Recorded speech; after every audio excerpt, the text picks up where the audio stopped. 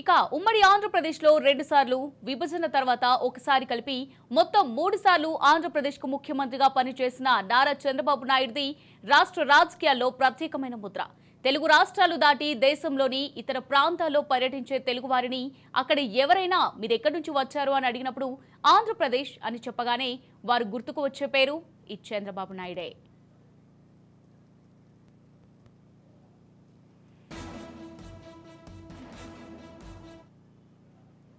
ఇక తెలుగు రాజకీయాల్లో 40 ఏళ్లుగా నిరంతరాయంగా వినిపిస్తున్న ఆ పేరుకు అభిమానులున్నారు. అదే సమయంలో ఆ పేరు వినబడగానే తీవ్ర స్థాయిలో విరుచుకుపడే వ్యతిరేకులు ఉన్నారు. ఆయన తొలిసారి ఎమ్మెల్యేగా గెలిచి ఇప్పటికీ 46 ఏళ్లు.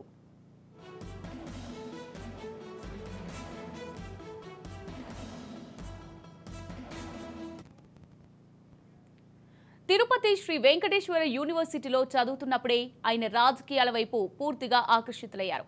అప్పటి ఎమ్మెల్సీ గల్లా రాజగోపాల్ నాయుడు అండదండలు సంపాదించిన చంద్రబాబు ఆయన ద్వారా ఎన్జీ రంగా దృష్టిలో పడ్డారు. అప్పటికి ఆంధ్ర కాంగ్రెస్ లో నీలం సంజీవరెడ్డి, ఎన్జీ రంగాలు ప్రధాన వర్గాలుగా ఉండేవారు. రంగా అనుచరుడిగా ప్రధాన స్రవంతి రాజకీయాల్లోకి వచ్చిన చంద్రబాబు 1978లో తొలిసారి శాసనసభకు పోటీ చేశారు. ఎమర్జెన్సీ తర్వాత జరిగిన ఆ ఎన్నికల్లో చంద్రబాబు ఇందిరా కాంగ్రెస్ నుంచి చంద్రగిరి నియోజకవర్గంలో పోటీ చేశారు. చంద్రబాబు 2494 ఓట్ల ఆధిక్యంతో విజయం సాధించారు. ఆ విజయంతో తొలిసారి అసెంబ్లీలో అడుగుపెట్టిన చంద్రబాబు నాయుడు అక్కడికి కొద్ది కాలంలోనే టంగుటూరి అంజయ్య మంత్రివర్గంలో చోటు సంపాదించారు. చంద్రబాబు నాయుడు గారి ఈ రాజకీయ జీవితంలో కుప్పం అనేది ఆయనకు దాదాపు 60%, 70% పొలిటికల్ లైఫ్ మొత్తం కూడా కుప్పంలో ఉంది. ఆయనకు మాకు ఎంతో అనుబంధం ఏర్పడింది. కాబట్టి ఆ చివరి దాకా కుప్పానికి చంద్రబాబు నాయుడుకు మాకు అనుబంధం అనేది ఉంటుందని చెప్పి తెలియజేస్తూ ఆ భగవంతుని ఆశీస్సులు ఆయనకు ఉండాలి. ఆయనకు మంచి ఆరోగ్యం ఇవ్వాలి. మేము చెప్పినటువంటి కమిట్మెంట్స్ అన్నీ కూడా మా హామీలన్నీ నెరవేర్చే విధంగా చంద్రబాబు నాయుడు గారు మాకు అండగా ఉండాలని చెప్పి ఆ దేవుణ్ణి ప్రార్థిస్తున్నాం. చంద్రబాబు నాయుడు గారి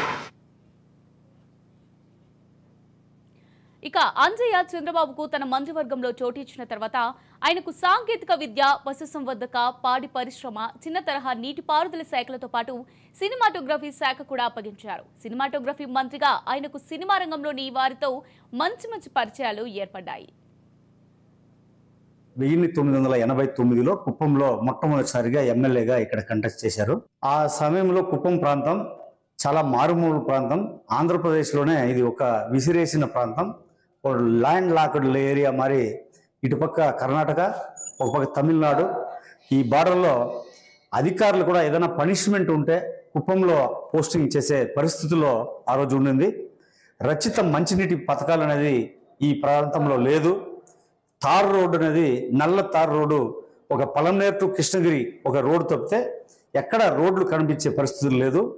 అదేవిధంగా వ్యవసాయంలో పాత టైపులో వ్యవసాయం చేసుకుని ఆ రోజు సజ్జలు, జొన్నలు, రాగులు ఇటువంటి పంటలు చేసుకుంటూ ఏదో చెరువు కిందనో ఆడ కొంచెంగా వరి చేసుకుంటూ బియ్యం తినే పరిస్థితులు కూడా లేదు. ఆ రోజు పరిస్థితి ఉండింది. చంద్రబాబు నాయుడు గారు ఇక్కడ కంటెస్ట్ చేసిన తర్వాత ఆయన గ్రామాలన్నీ కూడా తిరిగినారు. అప్పుడు ప్రతిపక్షంలో ఉండింది కాబట్టి తెలుగుదేశం పార్టీ అధికారంలో లేదు, కాంగ్రెస్ పార్టీ అధికారంలో ఉండింది. అయినప్పటికీ కూడా 5 సంవత్సరాలు ఆయన ఊరికే ఉండకుండా ప్రతి గ్రామాన్ని కూడా తిరిగి ఇక్కడ అన్ని కూడా తెలుసుకున్నారు.